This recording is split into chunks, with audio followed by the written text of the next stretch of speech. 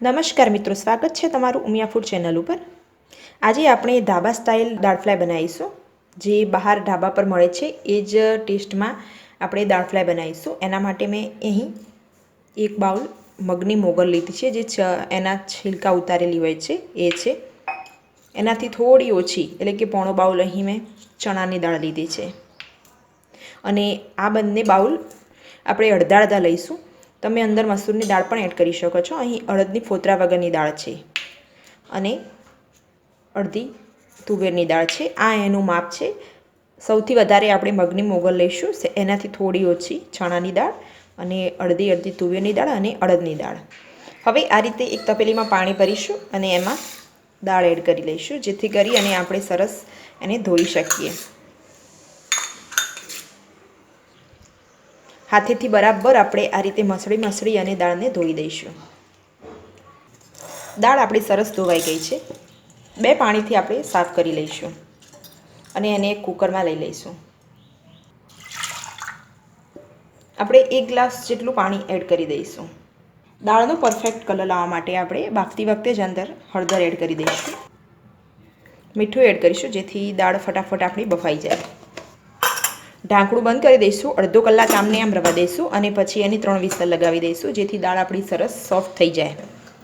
2 સીટીમાં દાળ સરસ બફાઈ ગઈ છે, અને એટલું ખાસ ધ્યાન રાખવાનું છે, દાળને એકદમ મેશ નથી કરી દેવાની।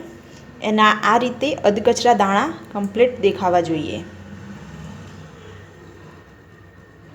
દાળ વઘારવા માટે આપણે મસાલા લઈશું। મસાલામાં 1 ટામેટું, 1 ડુંગળી, નાનો ટુકડો આદુનો, અને એને આ રીતે ઊભી ઊભી ચીપ્સો કરી દઈશું। 1 લીલું મરચું, એને પણ આ રીતે ચિપ્સ કરી દીધી છે। આટલી જ સામગ્રી લેવાની છે, બીજી કોઈ એક્સ્ટ્રા સામગ્રી નથી લેવાની। 4 જ તમે મીઠા લીમડાના પાન પણ યુઝ કરી શકો છો, પણ અહીં મેં સ્કીપ કર્યા છે। તમે જો ડુંગળી ના ખાતા હોય તો ડુંગળી પણ સ્કીપ કરી શકો છો, અને જો લસણનો સ્વાદ ગમતો હોય તો તમે 3-4 કળી લસણને પણ બારીક કતરી શકો છો। અને બધાની મેં આ રીતે ઊભી ઊભી ચિપ્સ બનાવી લીધી છે। ચાલો હવે આપણે દાળ ફ્રાયનો વઘાર કરીએ। વાસણને આપણે બરાબર ગરમ થવા દઈશું। વાસણ ગરમ થાય એટલે એમાં 1 ટીસ્પૂન અહીં મેં દેશી ઘી લીધું છે। તમે ઘીની જગ્યાએ તેલ પણ યુઝ કરી શકો છો, પણ ઘીથી એનો ટેસ્ટ સરસ આવે છે। અને બટર અને તેલ પણ લઈ શકો છો। ઘી સરસ ઓગળી ગયું છે। જીરું એડ કરીશું અને જીરુંને એકદમ સરસ ચટકવા દઈશું। થોડી હિંગ એડ કરીશું,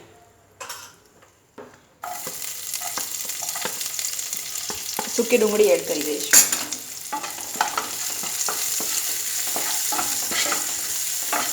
ઘીથી જે એની સ્મેલ અને એની ફ્લેવર બહુ ફાઇન આવે છે। થોડી વાર પછી આપણે આદું અને અહીં 2-3 ચિપ્સ મેં રાખી છે, કેમ કે પછી વઘાર કરીશું, પછી જે તડકો લગાવીશું એમાં એડ કરી દઈશું। ફરીથી આને 1 મિનિટ સુધી સાંતળી લઈશું।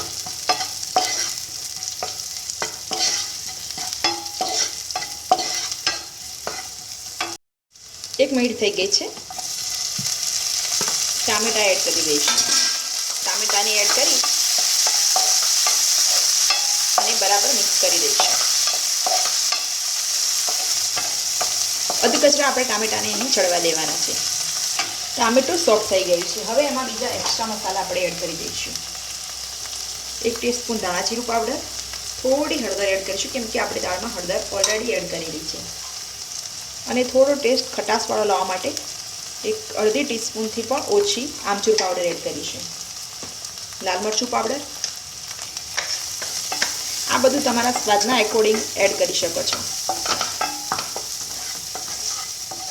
આપણા સરસ સ્પાઇસીસ બધા ચડી ગયા છે। હવે અંદર આપણે બાફેલી દાળ એડ કરી દઈશું।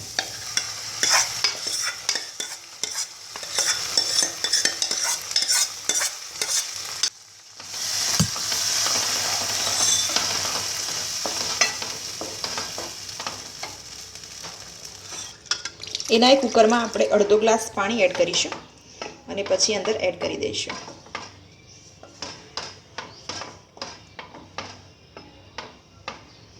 આને 3-4 મિનિટ સુધી ઉકળવા દઈશું, જેથી બધા સ્પાઇસીસ સરસ એકબીજા મસાલા જોડે એબ્ઝોર્બ થઈ જાય।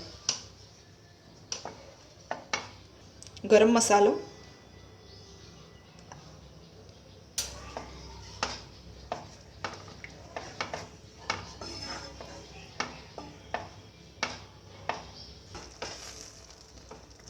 5 મિનિટ સરસ આપણે એને ખદકવા દીધી છે. હવે એના ઉપર એને ટેસ્ટી બનાવવા માટે બીજો તડકો લગાવીશું. અડધી ટીસ્પૂન મેં અહીં ઘી લીધું છે.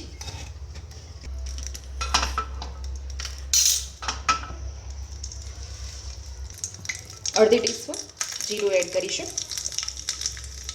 3-4 મીઠા લીમડાના પાન મેં વઘાર માટે લીધેલા છે.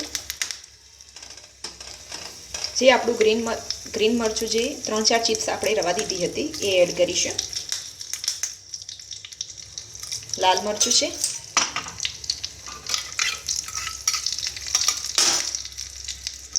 અને લાસ્ટમાં આપણે કાશ્મીરી લાલ મરચું એડ કરીશું.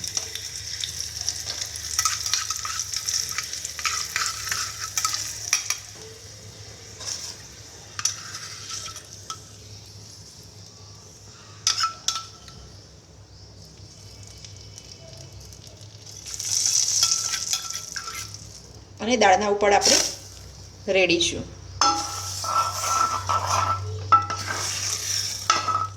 બધું બરાબર મિક્સ કરી દઈશું.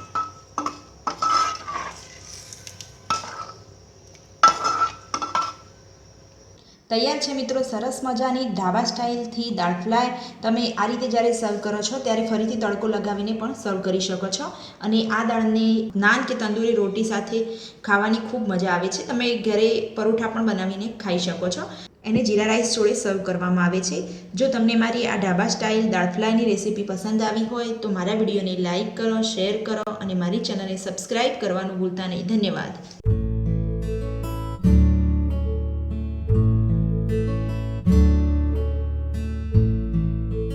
thank you